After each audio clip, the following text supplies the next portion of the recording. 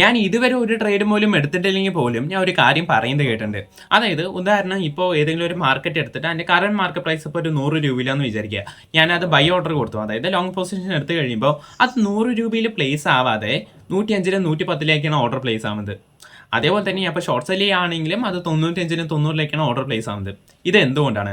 Broker നമ്മളെ പറ്റിക്കുന്നതാണോ? അതേപോലെ തന്നെ ഈ ഒരു സ്പ്രെഡ് എന്നുള്ളൊരു ടേം കേട്ടിട്ടുണ്ട്. അത് എന്തിനാണ്? അതിൻ്റെ പ്രാധാന്യം എന്താണ്?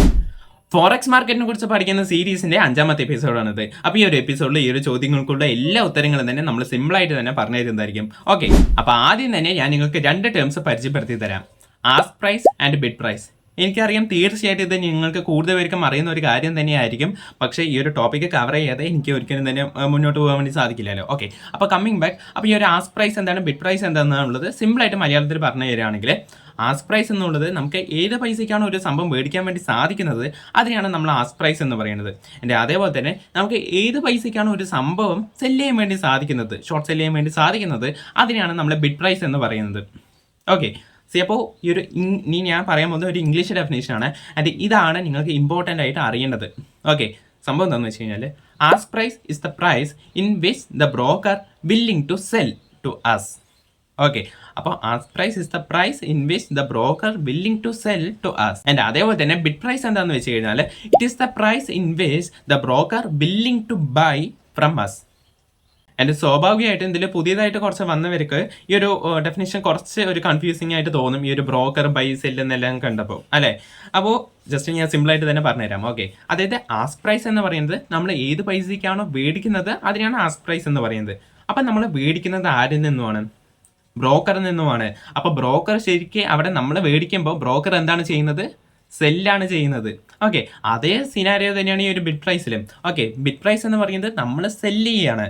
അത് ആർക്കാണ് നമ്മൾ സെല്ല് ചെയ്യുന്നത്? ബ്രോക്കർക്കാണ് സെല്ല് ചെയ്യുന്നത്. അപ്പോൾ സെല്ല് ചെയ്യുമ്പോൾ ബ്രോക്കർ എന്താണ് ചെയ്യുന്നത്? ബൈ ആണ് ചെയ്യുന്നത്. ഓക്കെ, അപ്പോൾ ഈ ഒരു ഡെഫിനേഷനിൽ നിങ്ങൾ വേറൊരു വേർഡ് കേട്ടിട്ടുണ്ടാവും, ജസ്റ്റ് ഒന്ന് ശ്രദ്ധിച്ചിട്ട് തന്നെ കേട്ടോളൂ. വില്ലിംഗ് ടു ബൈ അല്ലെങ്കിൽ വില്ലിംഗ് ടു സെല് എന്നാണ് ഞാൻ പറഞ്ഞിട്ടുണ്ടായിരുന്നത്. അതായത് ബ്രോക്കറിന് ഏത് പൈസയ്ക്കാണോ വാങ്ങിക്കാനും വിൽക്കാനും എല്ലാം താല്പര്യം, ആ ഒരു പൈസയ്ക്കായിരിക്കും നമുക്ക് ആ ഒരു ബ്രോക്കറുമായിട്ട് ട്രേഡ് ചെയ്യാൻ വേണ്ടി സാധിക്കുന്നുണ്ടാവുക. ഓക്കെ, അപ്പോൾ എന്തുകൊണ്ടാണ് ഇങ്ങനത്തെ ആസ്ക് പ്രൈസും ബിഡ് പ്രൈസും എന്നുപോലുള്ള കാര്യങ്ങളെല്ലാം വെച്ചിരിക്കുന്നത്? ഇപ്പോൾ ഒരു 100 രൂപയിൽ തന്നെ ബൈയും സെല്ലും എല്ലാം ചെയ്ത് കഴിഞ്ഞാൽ അതിൽ എന്തെങ്കിലും പ്രശ്നമുണ്ടോ? അപ്പോൾ ഈ കാര്യങ്ങൾ അറിയാനായിട്ട് നിങ്ങൾ ഞാൻ ഫസ്റ്റ് ഇൻട്രൊഡക്ഷനിൽ പറഞ്ഞ ഒരു ടേമിനെ കുറിച്ച് കുറച്ചും കൂടി ഡീറ്റെയിൽ ആയിട്ട് അറിയണം. അതായത് സ്പ്രെഡിനെ കുറിച്ച് നിങ്ങൾക്ക് കുറച്ചും കൂടി ഡീറ്റെയിൽ ആയിട്ട് അറിയണം. ഓക്കെ, അപ്പോൾ എന്താണ് സ്പ്രെഡ് എന്ന് വെച്ച് കഴിഞ്ഞാൽ, ask price minus bid price ആണ് സ്പ്രെഡ്. ഓക്കെ, അപ്പോൾ നിങ്ങൾക്ക് ആരെങ്കിലും ജസ്റ്റ് ഒന്ന് സ്പ്രെഡ് എന്താണെന്ന് ചോദിച്ചു കഴിഞ്ഞാൽ സിമ്പിളായിട്ട് തന്നെ പറയാൻ വേണ്ടി പറ്റും, ask price minus bid price ആണ് സ്പ്രെഡ് എന്നുള്ളത്. പക്ഷേ ഈ ഒരു സ്പ്രെഡ് എന്തിനാണ്?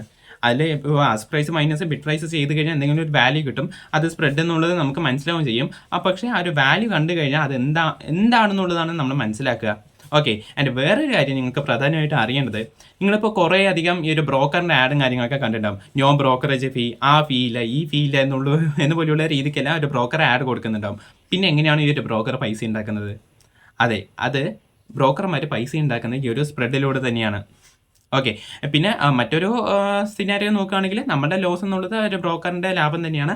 അപ്പോൾ ആ ഒരു ടോപ്പിക്കെല്ലാം നമ്മൾ പിന്നീട് ഷുവറായിട്ട് തന്നെ അത് കവർ ചെയ്യുന്നതായിരിക്കും. പക്ഷേ ഇപ്പം നിങ്ങൾ മനസ്സിലാക്കിയ ഈ ഒരു സ്പ്രെഡ് വഴിയും ഈ ഒരു ബ്രോക്കർ പൈസ ഉണ്ടാക്കുന്നുണ്ട്. ഓക്കെ, അപ്പോൾ നിങ്ങൾക്ക് സ്വാഭാവികമായിട്ടുള്ളൊരു ഡൗട്ട് വരും, ഈ ഒരു സ്പ്രെഡിൻ്റെ ഡെഫിനേഷൻ നിങ്ങൾക്ക് സിമ്പിളായിട്ട് തന്നെ മനസ്സിലായിട്ടുണ്ട്, പക്ഷേ ഇതിലൂടെ എങ്ങനെയാണ് അവർ പൈസ ഉണ്ടാക്കുന്നത് എന്നല്ലേ ഡൗട്ട്? അത് ഞാൻ നിങ്ങൾക്ക് സിമ്പിളായിട്ട് തന്നെ പറഞ്ഞുതരാം. അപ്പോൾ ഡീറ്റെയിൽ ആയിട്ട് മനസ്സിലാവാനായിട്ട് ഒരു എക്സാമ്പിൾ എടുക്കാം. ഓക്കെ, ഇപ്പോൾ ഏതെങ്കിലും ഒരു മാർക്കറ്റിന് കറന്റ് മാർക്കറ്റ് പ്രൈസ് ഒരു 10 രൂപയിലാണെന്ന് വിചാരിക്കുക. ഓക്കെ, ജസ്റ്റ് ഒന്ന് വിചാരിക്കൂ. അതിൻ്റെ ആസ്ക് പ്രൈസ് എന്നുള്ളത് 11 രൂപയും അതിൻ്റെ ബിഡ് പ്രൈസ് ആയിട്ട് വരുന്നത് 9 രൂപയാണെന്ന് ജസ്റ്റ് ഒന്ന് വിചാരിക്കുക. ഓക്കെ, ഇങ്ങനെ ഞാൻ വിചാരിക്കാൻ പറഞ്ഞെങ്കിൽ പോലും നിങ്ങളവിടെ ഒരൊറ്റ കാര്യം മാത്രം ജസ്റ്റ് ഒന്ന് ശ്രദ്ധിച്ചാൽ മതി. അതായത് ഞാൻ അവിടെ ആസ്ക് പ്രൈസ് ഒരിക്കലും തന്നെ കറന്റ് മാർക്കറ്റ് പ്രൈസിനെ താഴെയല്ല പറഞ്ഞത്. ആസ്ക് പ്രൈസ് എപ്പോഴും കറന്റ് മാർക്കറ്റ് പ്രൈസിന് മേലെയും കറന്റ് മാർക്കറ്റ് പ്രൈസിന് താഴെയായിരിക്കും ഈ ഒരു ബിഡ് പ്രൈസ് എന്നുള്ളത്.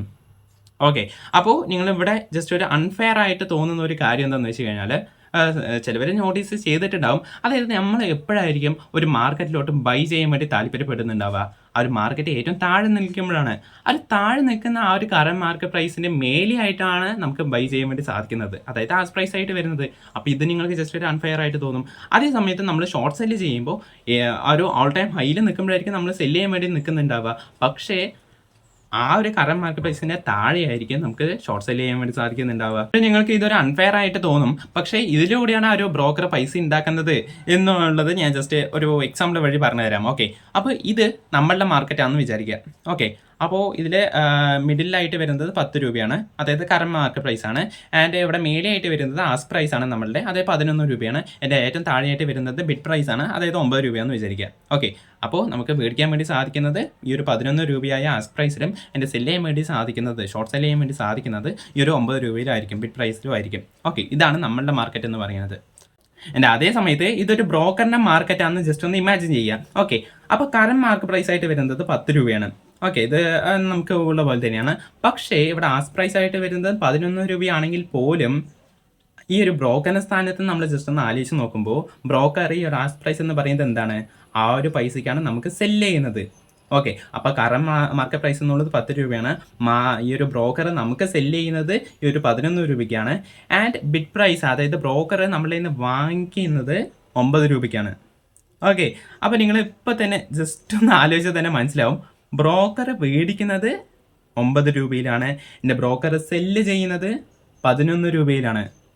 ഓക്കെ, അപ്പോൾ നിങ്ങൾ ഇതിപ്പോൾ മാർക്കറ്റ് അല്ല എന്ന് ജസ്റ്റ് ഒന്ന് വിചാരിക്കുക. ജസ്റ്റ് ഒരു ബിസിനസ്സായിട്ട് കരുതി കഴിഞ്ഞാൽ വാങ്ങിക്കുന്നത് 9 രൂപയും എൻ്റെ സെല്ല് ചെയ്യുന്നത് 11 രൂപയായി കഴിഞ്ഞാൽ 11 - 9, അതായത് 2 അവിടുത്തെ പ്രോഫിറ്റ് മാർജിൻ എന്ന് പറയുന്നത്. ആൻഡ് അതേ 2 ഇവിടെ സ്പ്രെഡ് ആയിട്ട് വരുന്നത്. ആൻഡ് ഇതേ പൈസ തന്നെയാണ്, ഇതിലൂടെ തന്നെയാണ് ഇതിൻ്റെ ബ്രോക്കർ പൈസ ഉണ്ടാക്കുന്നത്.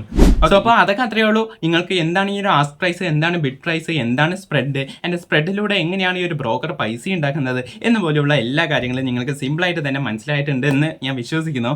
ഓക്കെ, അപ്പോൾ നമ്മൾ അടുത്ത വീഡിയോയിൽ കാണാം. ഓക്കെ.